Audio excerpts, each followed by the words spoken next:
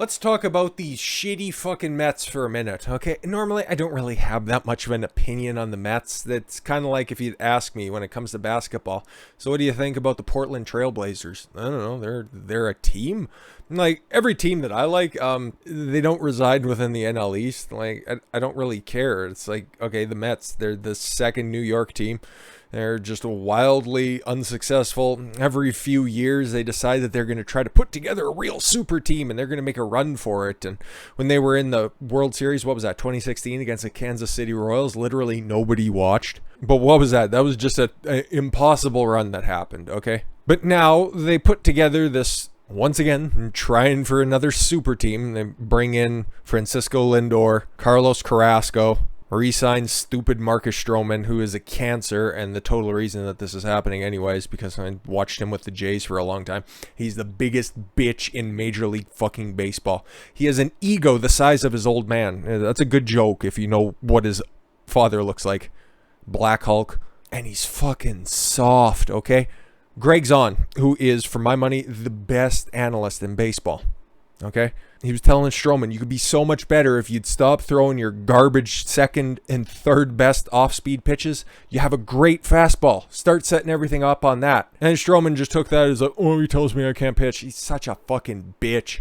And he took that same mentality over to the Mets. And congratulations, guys. You guys have a fucking disaster to work with. But whenever these super teams get tried, more often than not, they suck. They suck because there's no chemistry there. Now, the Padres keep trying the same shit over and over again. It looks like they might be making the playoffs. But who are their big offseason acquisitions? Pitchers. Starting pitchers, okay? They already had their core of guys that were out there, the 1 through 9, or the 1 through 8, rather, that were out there on the diamond. They all work together. They all know how the shit goes, okay? And who knows, they might have an outside shot at making the playoffs. But then you take a look at the Mets, man. They just brought in a whole new fucking infield, and it's just not working. Man, Steve Cohen, who I have a multitude of problems with as well, he's kind of a shady dude. He snapped at his team about a week and change ago. Steve Cohen spent months preaching patience to frustrated Mets fans on Twitter. Now the billionaire owner is the one who needs consoling. Dun dun dun. Cohen slammed the Mets' unproductive lineup. It's really fucking bad, okay? And some of it, yeah, is injury related, but they also have an incredibly deep roster of talent, and they just aren't getting it done. They just aren't getting it done. So it really does just fall on their unproductive lineup. After the team's losing streak hit 5 with a 3-2 loss to the Giants the night before. It's hard to understand how professional hitters can be this unproductive, for this amount of time. The best teams have a more disciplined approach. Cohen fumed on Twitter. The slugging and OPS numbers don't lie. The tweet marked the first time the first-year owner has scolded the team publicly on social media. Yeah, because they sucked and they deserve it, okay? As he has remained active on Twitter since taking over the team. The Mets' 380 slugging percentage ranks 26th in the league. You take a look at that team, and 380 slugging percentage is not acceptable for that lineup. And their OPS of 693 is 24th. It's a fucking bad team. Other than Brandon Nimmo and Pete Alonso, every key Mets position player has underperformed this season. The primary offenders have been Michael Conforto, a 701 OPS, Jeff McNeil, not a whole hell of a lot worse, it still stinks, 697, Dominic Smith, and James McCann, who has been hurt, and he's still hurt. Francisco Lindor, he stunk before he went on the IR, and then he came off, and he just whatever. He was gone for a long time. Was also having a disappointing season with a 702 OPS. He's really good, okay? And he's not a complainer. He's just having a shit fucking season. But when you're brought in and you're supposed to be the face of the franchise, you gotta figure some stuff out over the course of the season. Having a 702 OPS on the back of that huge contract that you signed, that big old extension, that's doesn't look very good. It really doesn't look good. And yeah, this really does just fall on the team. Mets fired hitting coach Chili Davis in early May after sluggish first month of the season. He was replaced by Hugh Quattlebaum. Don't know who the fuck that is. At the time that this article was written, the Mets were 59 and 60. I think they are now, let me just double check, 62 and 67? 63 and 67, 7.5 games back. My mistake. Yeah, they ain't making the playoffs, okay?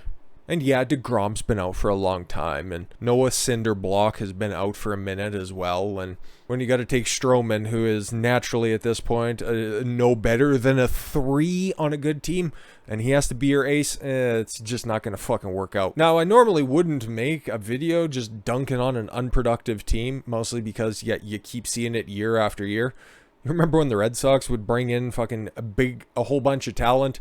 Like that year, oh, how long ago was that? That was about a decade ago at this point when they brought in Carl Crawford, traded for Adrian Gonzalez, and tried to make another big run at it in between their championships there. And then they stunk to high heaven, and then the next year after they unloaded everybody because everybody was too busy playing video games and getting drunk in the clubhouse, they fired the manager. Yeah, they fired Terry Francona, brought in Bobby Valentine. They underperformed that year.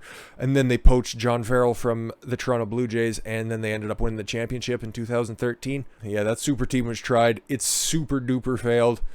The Padres, yeah, they keep trying it over and over again. The last time it was James Shield, the Upton boys, that team stunk. Like, there's multiple offenders. Even my Blue Jays, my favorite team, they aren't really my Blue Jays anymore because the way that they treated Robbie Alomar should be a sin and fireable and punishable by just loading up Ross Atkins and Mark Shapiro, putting them in a cannon and firing it towards the sun. They brought in Josh Johnson, Jose Reyes, fucking piece of shit. Mark Burley, R.A. Dickey, they tried to bring that team together and then they didn't finish above 500. These super teams, they keep getting tried over and over and over again, and they always suck the first year. So if you're doing any betting in the future and you see another team trying to congeal together, usually fade them if you're betting on win totals. The only time that I can think that it worked was 2009 Yankees when they brought in Teixeira, CC Sabathia, and AJ Burnett. That was the last time it tried. That is an aberration. That is by no means the rule. That is the exception. And like I said, I wouldn't make a video about a super team underperforming, but then this came out yesterday. And to me, man, this is unacceptable. Because Mets fans, as much as I don't really care about the Mets fans themselves are so fucking loyal to this shitty fucking team. Like, yeah, they've at least been to the World Series twice in my lifetime. I guess the Jays have been too. They did win 2, but I was 2 and 3 years old. But the Mets, every once in a while, they'll win the NL East, and they'll be up and down like a whore's drawers, but their fans still love them, okay? They just like them for whatever fucking reason. And now, because the team stinks, they're going after their fans for booing them for being bad. That's unacceptable in my books. After several promising months, the 2021 season has gone off the rails for the Mets and their fans. At 63 and 67, the team is in third place in the NL East, 7.5 games back of the Atlanta Braves. New York has lost 7 of its last 10 games and is 8-19 in the month of August. Yeah, big suck. Recent results have brought out boos from the fans.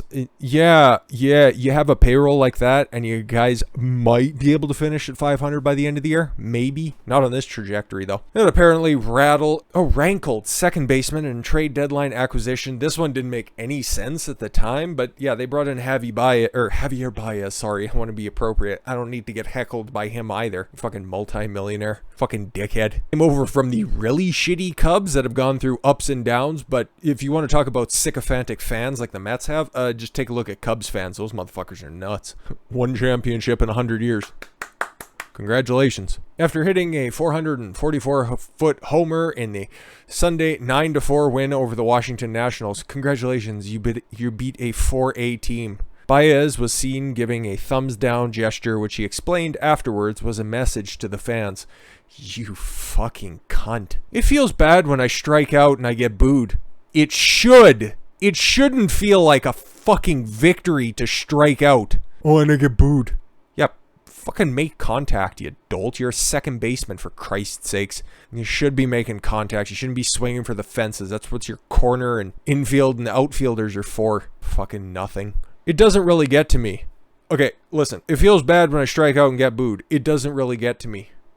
Holy fuck. It's like whenever you hear somebody talk about something, oh, like, I don't care about it. I don't care about it. They care a lot about it. But I want to let them know that when we have success, we're going to do the same thing to let the fans know how it feels. Dude, they're the ones who pay your fucking salary, okay? They're the ones who stick behind the team thick or thin. And you're going to tell them how it feels when you get booed, when multimillionaires get they get booed? They've got to be better. Ugh. I wish that phrase, if there was one phrase that you could just fucking nuke out of existence, be better, That's got to be at the top of the list. I play for the fans and I love the fans.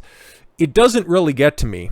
It feels bad when I strike out and get booed. I love the fans. Yeah, this is the internal monologue of a narcissist. If they're going to do that, they're going to put more pressure on the team. Yes, fans want their teams to succeed, okay? They pay to watch the games. If you can't handle the pressure, don't be a professional athlete. And it doesn't look like I'm alone on this one. Andrew, Coach Andy Depp, some dude. This might be the worst thing I've ever seen as a baseball fan. You are a professional baseball player. The fans have every right to let you know how they are feeling. Exactly. It's not like they're throwing stuff at you, which, you know what? Hey, if this was a different era, they might have been. You didn't hear Joe DiMaggio talking about, hey, you know what? I struck out that one game and some fucking guinea from the top row wanted to throw something at me. They would have done it. Or from James A. Goldini, a real greaser. Hey, Avi. Do you realize your fan base is thirsting for you and the team to play better? Do you know how much money a fan spends to watch the team? Turn your thumbs up, my friend, because the fans pay your salary. Hey, 280 characters and got across what I've been saying. Baez wasn't the only player to make that gesture. Kevin Pillar. Ugh, man. Is kind of a fucking prima donna, okay? Because when he first got called up, he started with the Jays, so I kind of know this one firsthand. He was having a real shit time at the plate, and the coach for the Blue Jays at the time, John Gibbons, that's a total other fucking video in and of itself. Guy's a waste of space anyways. They got into a spat when Pillar first got called up, and he struck out, or he had some kind of a low effort play that was out there, and instead of, taking his bat and putting it back in his slot, he decided to fire it down the tunnel to the dressing room, and they got into a big beef, and Pillar got sent down, and then he ended up coming back up. But he's a bitch. He's a bitch. He's a great fucking outfielder. I don't think he won a Gold Glove, but that's only because Kevin Kiermaier kept fucking stealing his accolades. But he's really good. He's really good. He's just not a leader. He's just more or less a follower, and probably thought, oh, Baez is doing that? I should do that too. And Francisco Lindor, yeah, might as well hop on, because other than smiling, my friend, you ain't doing fuck all this year. Hours after the players spoke out, the team released a statement from the team president, Sandy Alderson, saying the comments from Baez were totally unacceptable and that he would be meeting with the players and coaches to express the message directly. Awesome. In a post-game press conference today, Javier Baez stated that his thumbs-down gesture during the game was a message to fans who recently have booed him and other players for poor performance. These comments and any gestures by him or other players in a similar intent are totally unacceptable and will not be tolerated. Yeah, there's a difference. Like, if they want to turn thumbs down into something, there was a team not that long ago who did that exact same thing, turning, I think it was even the Yankees from a couple years ago. Like, they would start doing thumbs down or whatever would be traditionally expressed as a displeasurable gesture. They would turn it around and it'd be a rallying cry. The baseball teams are famous for really dumb shit.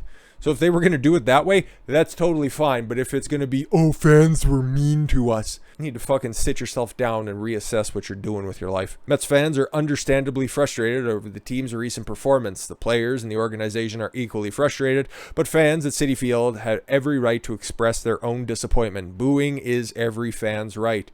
This is weird for a fucking team to come out in support of the fans. Wow, okay, you'll love to see it.